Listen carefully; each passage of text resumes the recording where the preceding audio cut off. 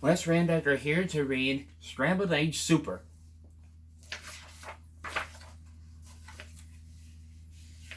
I don't like to brag and I don't like to boast, said Peter T. Hooper, but speaking of toast. And speaking of kitchens and ketchup and cake, and kettles and stoves and the stuff people bake. Well, I don't like to brag, but I'm telling you, Liz, that speaking of cooks, I'm the best that there is. Why, only last Tuesday, when Mother was out, I really cooked something worth talking about. You see, I'm just sitting here resting my legs, and I happened to pick up a couple of eggs. And I sort of got thinking, it's sort of a shame that scrambled eggs taste always the same.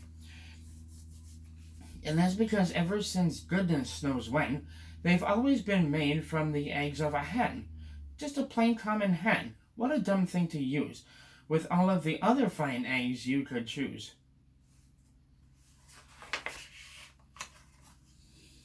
And so I decided that just for a change, I'd scramble a new kind of egg on the range. Some fine fancy eggs that no other cooks cook, like the eggs of the ruffle-necked salamagooks. Salamagookses say they should be good, so I went out and found some as quick as I could. And while I was lugging them back to the house, I happened to notice a tizzle-topped grouse in a tree down the street, and I knew from her looks that her egg and the egg of the salamagooks ought to mix mighty well, ought to taste simply super when scrambled together by Peter T. Hooper. So I took those eggs home and I frizzled them up and I added some sugar, 2/3 of a cup, and a small pinch of pepper, and also a pound of horseradish sauce that was sitting around, and also some nuts. Then I tasted the stuff, and it tasted quite fine, but not quite fine enough. To make the best scramble that's ever been made, a cook has to hunt the best eggs ever laid. So I drove to the country, quite rather far out, and I studied the birds that were flitting about. I looked with great care at a mop-noodled finch. I looked at a beagle-beaked, bald-headed gritch. I looked at a shade roosting quail, who was roosting right under the lasolac's tail. And I looked at a spritz and a flannel-winged jay. But I just didn't stop. I kept right on my way, because they didn't have eggs they weren't laying that day.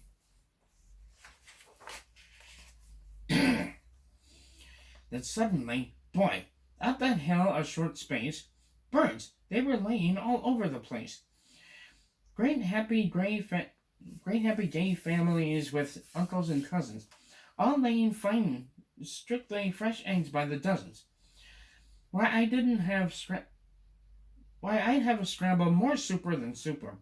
Scrambled egg super de duper be booper. Special deluxe a la Peter T. Hooper. I picked out those eggs in a most careful way. I only picked those that I knew were grade A. I only took eggs from the very best fowls, so I didn't take eggs from the twiddler owls. 'Cause I knew that the eggs of those fellows who twiddle taste sort of like dust from inside a bass fiddle. Ugh.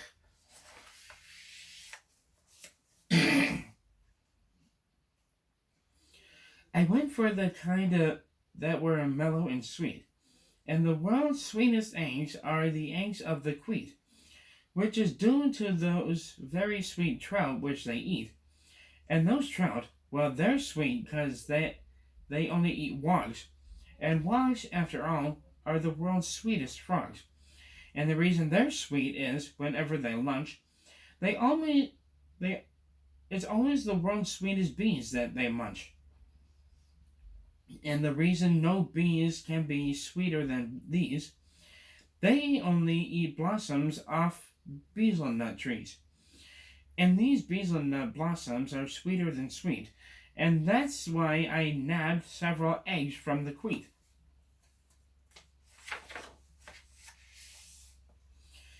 But I passed up the eggs of a bird called a strudel, who's sort of a stork, but it with fur like a poodle. They say that the eggs of this kind of a stork are gooey like glue, and they stick to your fork. And the yolks of these eggs, I am told, taste like fleece, while the whites taste like very old bicycle grease. Ugh, that sounds gross.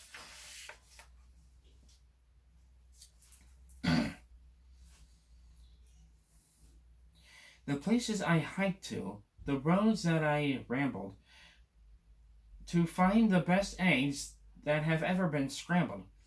I hunted new birds along wild tangled trails, through gullies and gulches, down dingles and dales. I wriggled my way and I crawled to at a creep, through a forest of ferns that was 40 miles deep, and I mushed through the brush till I found a fine quigger, whose eggs are as big as a pinhead, no bigger. Then I went for the eggs of a long-legged quan.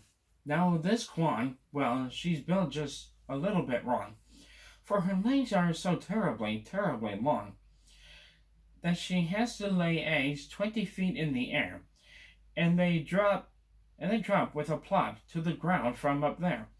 So unless you can catch them before the eggs crash, you haven't got eggs. You've got long-legger hash.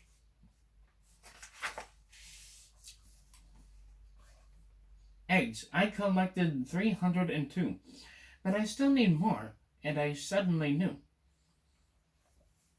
that the job was too big for one fellow to do. So I telegraphed north to some friends near Fazol, which is 10 miles or so just beyond the North Pole.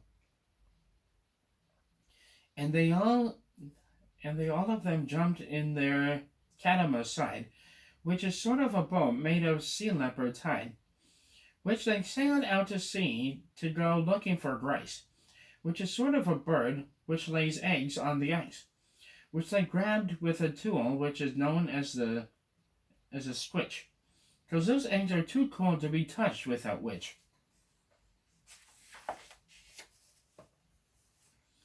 And while they were sending those eggs, I got word of a bird that does something that's almost unheard of.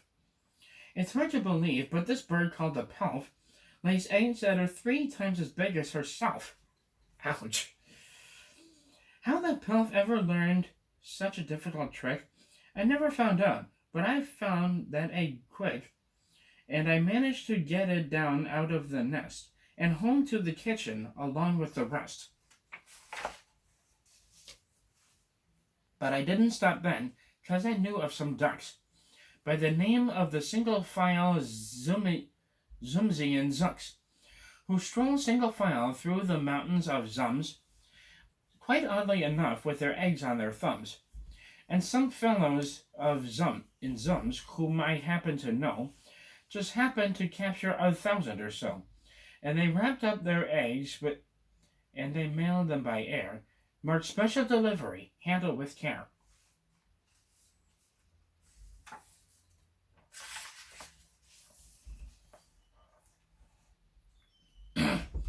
I needed more helpers, and so for assistance, I called up a fellow named Ali long distance. And Ali, as soon as he hung up the phone, picked up a small basket and started alone to climb the steep crags and the jags of Mount Struku to fetch me the egg of Mount Struku cuckoo. Now these Mount Struku cuckoos are rather small gals. But these Mount Struku cuckoos have lots of big pals. They dive from the skies with wild cackling shrieks, and they jabbed at his legs and they stabbed at his cheeks with their yammering, clamoring, hammering beaks. But Ali, brave Ali, he fought his way through, and he sent me that egg as I knew he would do. For my scrambled egg super duper de booper, special deluxe a la Peter T. Hooper. In the meanwhile, of course, I was keeping real busy, collecting the eggs of the three eyelash tizzy. They were quite hard to reach, so I wrote on the top of a hem icka schnim icka schnam icka schnapp.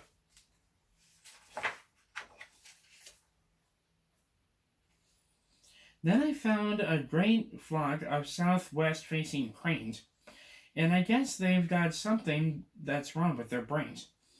For this kind of a crane, when she's guarding her nest, will always stand facing precisely southwest. So to get at those eggs wasn't hard in the least. I came in from behind, from precisely northeast. And I captured the egg of a grickly gractus, who lays them up high in a prickly cactus.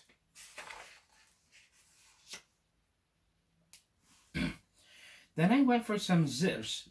They're exactly like zuffs, but the zips live on cliffs, and the zuffs live on bluffs. And seeing how bluffs are exactly like cliffs, it's mighty hard telling the zuffs from the zips. But I know that the egg that I got from the bluffs, if it wasn't a zips from the cliffs, it was a zuffs.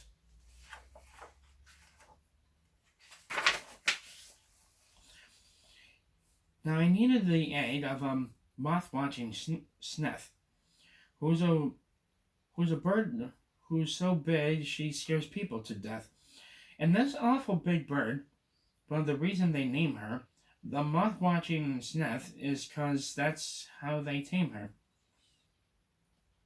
She likes watching moths, sort of quiets her mind, and while she's watching, you sneak up behind, and you yank out her egg. So I got one, of course, with the help of some friends and a very fast horse.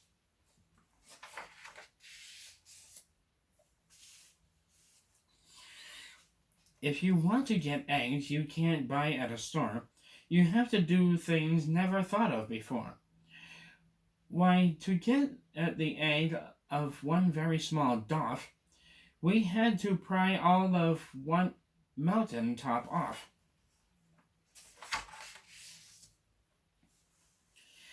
Then I heard of some birds who lay eggs, if you please, that taste like the air in the hulls in Swiss cheese. And they live in big Zanzibar trees. So I ordered a tree full. The job was immense, but I needed those eggs and said, hang the expense. I still needed one more, and I saved it for last. The egg of the frightful bombastic aghast.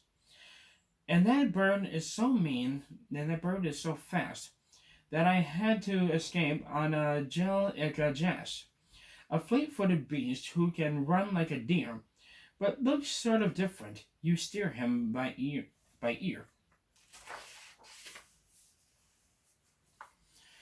All through with the searching, all through with the looking, I had all I needed, and now for the cooking.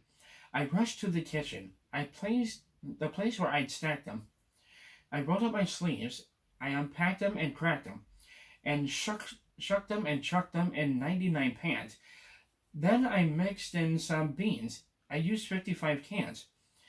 Then I mixed in some ginger, 9 prunes, and 3 figs, and parsley, quite sparsely, just 22 sprigs.